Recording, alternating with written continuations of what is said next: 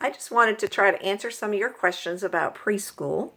What I used to do that was helpful is in the morning, I would spend about 10 minutes a day with my preschoolers while the older kids were picking up the house. And then about halfway through the morning, we would take a snack break, and I would let the older kids go get their snacks and eat their snacks, and I would spend another 10 minutes with the preschoolers. And then at the end of the morning, around noon, we would break for lunch, and the older kids would fix lunch. And again, I would spend another 10 minutes with the preschoolers. And that seemed to help them. They knew that those 3 times during the morning, they were going to have mom's undivided attention. And that helped them to wait and to busy themselves while I was spending time with doing school with the other kids. Another thing I did that really saved our bacon was I developed a list of what I called school time activities for preschoolers. And I have a huge list of that I would be willing to give you guys. I'll make it free on my website for a week. And we'll put the link in this email that you can access that.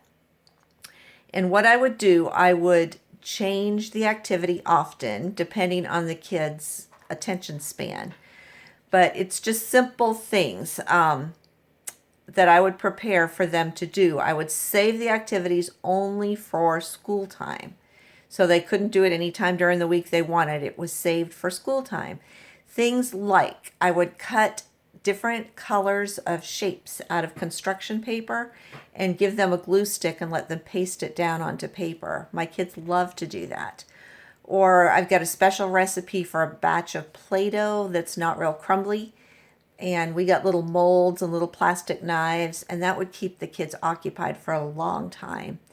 Outlining shapes. Oh boy, I've got a list of probably 50 ideas of things that you can do and gather together. Like you could put it in a special place in your closet or a little box, and this would be the preschooler special activities. It also, someone has said that the older kids like to do what the younger kids are doing. So I would use that as a motivation. If you can get your math done in 15 minutes, then you can go do shapes with the little guys. Or, you can do puzzles with them or play Play-Doh for a few minutes. That was motivation for the older kids to go ahead and not drag their feet and get their schoolwork done. Also, I would tell the younger kids, the preschoolers, that we had school voices. And these were voices that were lower than normal. I would explain to them that they're not to disturb the older kids that are doing school.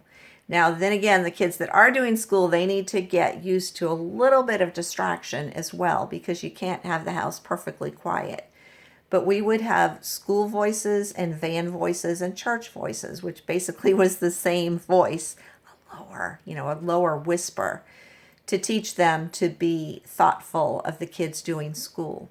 I would let my little ones play around us. I would get even things like, Fisher Price sets or something that you save just for that special school time. It really was effective. They looked forward to it and it was fun for them. So I hope you enjoy that list. And just to let you know, I've seen that your questions on Facebook, and we're going to try to address those. I do have a bunch of blog posts. I've got a bunch of materials, and I'm going to distribute that to you over time to help you out in your homeschooling venture. Have a great day.